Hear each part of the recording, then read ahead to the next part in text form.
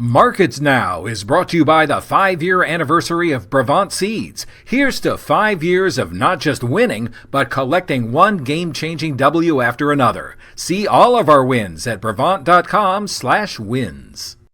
Welcome to Markets Now. I'm Michelle Rook with Darren Frye of Water Street Solutions. Mostly lower closes on Friday, except for some marginal gains in the soybean market. Darren, let's talk about the grains first of all, because it was a quiet day on Friday, probably some position squaring ahead of these big reports on Monday from USDA. Last year, we got a big shock to the corn market with that lower yield. Could history repeat itself? You know, it's sure set up that it could. I don't know if it will. Last year, that adjustment of 3.8 bushels lower was tied the largest ever. There was one other year, I think it was 3.8 as well. Hard to believe they get an adjustment even equal to that again. But they are factoring in 2 bushel decrease. Could it be 3.8? Could it be 5? I guess it could. I'm not looking for that, but I guess it could. If it was to be somewhat a larger decline in yield, and the trade is not looking for that, that might be the shock and the catalyst we need to get out of this sideways chop. And we've been trading sideways, since August, September. So we got to get out of this market and out of that chop sideways and start trending.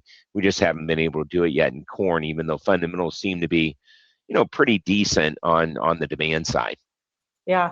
If we even got more than a 2 bushel per acre cut in yield, would it be offset by lower feed and residual use or something else? I think it would be, although the USDA always surprises me, and I think they do have that feed and residual number 2, 3, maybe even 400 million bushels too high. And so that's been my concern is even if they cut it 4 bushel and we got 350 million lopped off of supply, they just come in there and cut the demand back in that category, maybe even a little in ethanol as well. I don't know if they'll cut exports because there is so much corn usage now going more domestic in Brazil with the advent of adding ethanol plants and bringing them into production.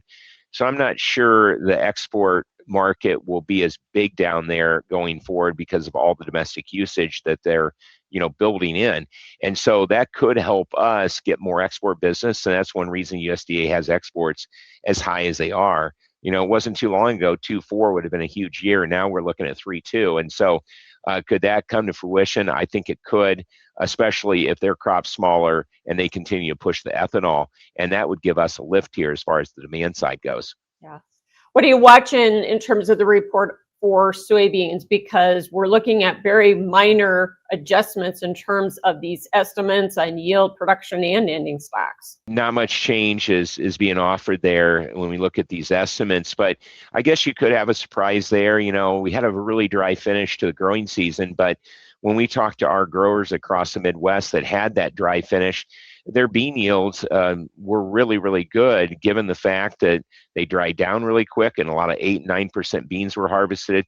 They were smaller beans, and in fact, in some of the top nodes, the top 2 or 3 nodes, there was less beans in the pods, less pods that filled because of the dryness. So it aborted some of those top nodes where you might get 3 or 4 or 5 or 6 beans in a cluster, pods in a cluster. And so given all those issues, we still had big yields.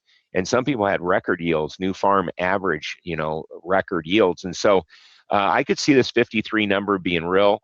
But I also know that sometimes it's hard to get that average, even though all the anecdotal information adds up. So I guess if they cut that to 52, that would be a big surprise. I think China buying their 12 million metric tons is probably going to be over soon. I mean, probably sometime in January here, they'll wrap that up. The big question, $1 million question is, they buy more? Is there more in that deal? Do they come and buy 25 million metric tons here annually for the next 3 years? Where does that deal go? Because demand is going to be really the key driver here, because we know South America's got a huge crop, and that'll be coming to market here over the next few months. But Darren, even if China does buy all 12 million metric tons, we're 30% behind where we were last year in terms of export sales. So does USDA have to adjust exports lower on beans? I would have thought they would have done that already, but they've kind of kicked the can down the road, so to speak. And we'll see. Maybe that's what they do. Maybe they get rid of a half a bushel or a bushel of beans, a little bit more than what the trade expects, and they reduce it, maybe not in the crush area because that has been pretty consistent and pretty large, but they reduce exports some more, and that is possible. Could we get a surprise in terms of the quarterly stocks? Because we are looking at a pretty good build year over year on corn, maybe a little bit less on beans. Yeah, that's where always seems like the surprises come in the first, second, or even third quarter quarterly stocks. It's really hard to know exactly what you got on that feed and residual on that, what I call their slush account, that slush fund that they can move around and change. We get our export sales, obviously, we get a weekly grind for corn, and you know those things, those are dialed in. So the big question is how accurate was the yield and how accurate is their feed and residual number? And that's where you can get the big surprises. And so it is certainly possible that we get something that's out of bounds on the stocks report, and that could be either more bearish than what the trade would expect or more bullish, just depending on which way it goes. So that is possible. It's possible to have a surprise in both this year, just given how high they've kept the yield. So we'll see what happens, but Monday should be interesting. Yeah.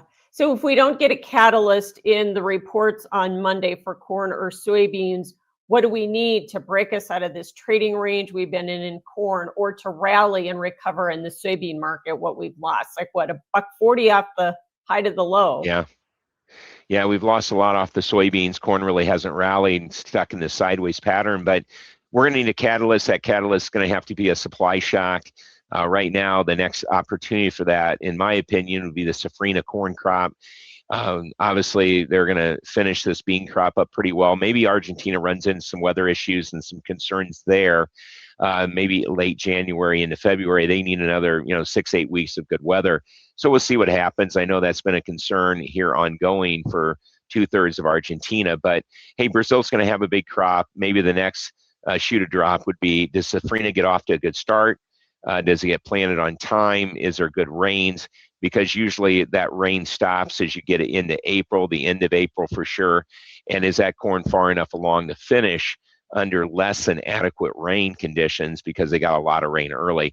That'd probably be the opportunity to cut yield and give us a boost. But I'd see that as the next supply shock if it's possible. Gotcha. So the wheat market, we're not looking for much change in terms of ending stocks in the WASDE, but acres are supposed to be down on winter wheat, maybe around 800,000 acres. So the market already got that programmed in.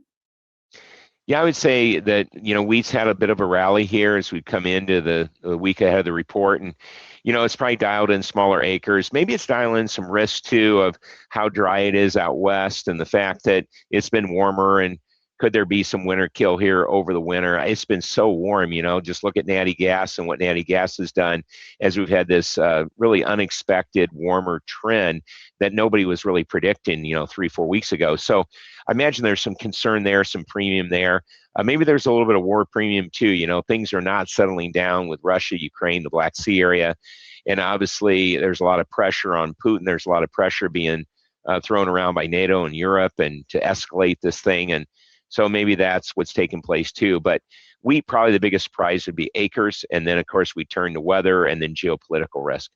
Yeah, it doesn't feel like wheat has much risk premium in it at all, though. It doesn't. I was doing some chart work this morning. I was looking at a weekly chart, continuation chart for wheat, and it's just amazing how flat we are on the bottom if you go back, 15 years, 20 years. And so I was thinking, wow, golly, how low can we go? But it just isn't ready to turn yet. These markets don't have the right setup yet. I think that'll come in 2026, but this is just how a bear market is. Dying by 1,000 paper cuts, and we continue to see just no life in these markets, and we need a catalyst to change that. The cotton market, we're at least off of contract lows or the lows that we've had, but what do you see in terms of a catalyst for the cotton market? Is there one there that could produce a rally or not? Well, if you would have asked me that 2 months ago, I was thinking, wow, beans at 1170, beans are going to steal acres in the Delta Mid-South. You'll lose 1 million or 2 million acres of cotton. That'll be the catalyst to rally cotton. But since we've lost that rally in soybeans, I don't know what is going to rally cotton. Obviously, cotton is a crop that's very expensive to plant and to take care of, and it's way below what it needs to be cost effective for a grower to make money. And so I don't know what's it's going to take other than less acres and more demand and with the stresses with China and different things that we've seen, I don't know where that demand is going to come from. So I think it's got to be a reduction in supply. And right now, I don't know how that's going to happen unless we see the bean market rally some. And we'll see if that happens. Maybe this report does it, and maybe we get, more acres down there in the Mid-South and the Delta losing more cotton acres. And that certainly could help lift prices back to 75, 80 cents. Cattle market closing lower here on a Friday, despite the fact that we have had some higher cash trade reports. Do you think that's just some routine profit taking, or are we chasing headlines again? Well, this market always chasing headlines. I still think that, herd sizes around the world and here are smaller, and we haven't seen the sticker shock that have turned people away from restaurants or the retail counter.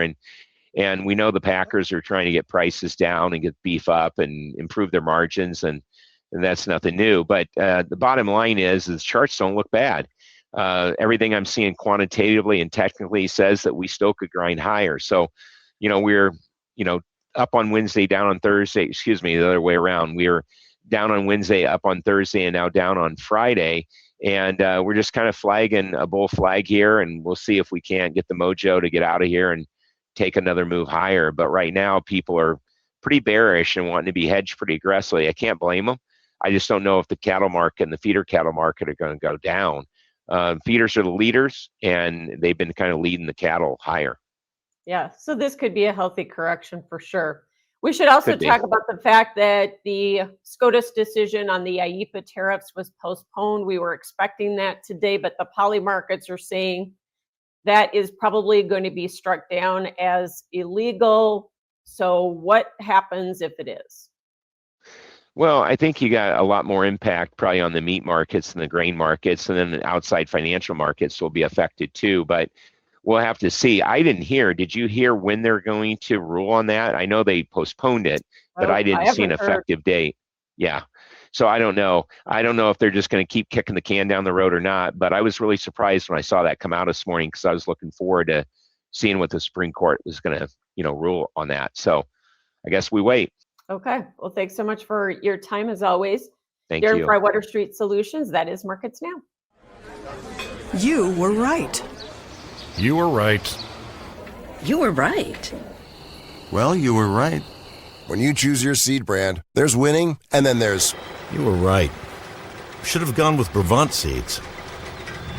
When you choose Brevant seeds, you don't just win. You get to be right. Don't just win. Win. Talk with your retailer or visit Brevant.com/win to get started.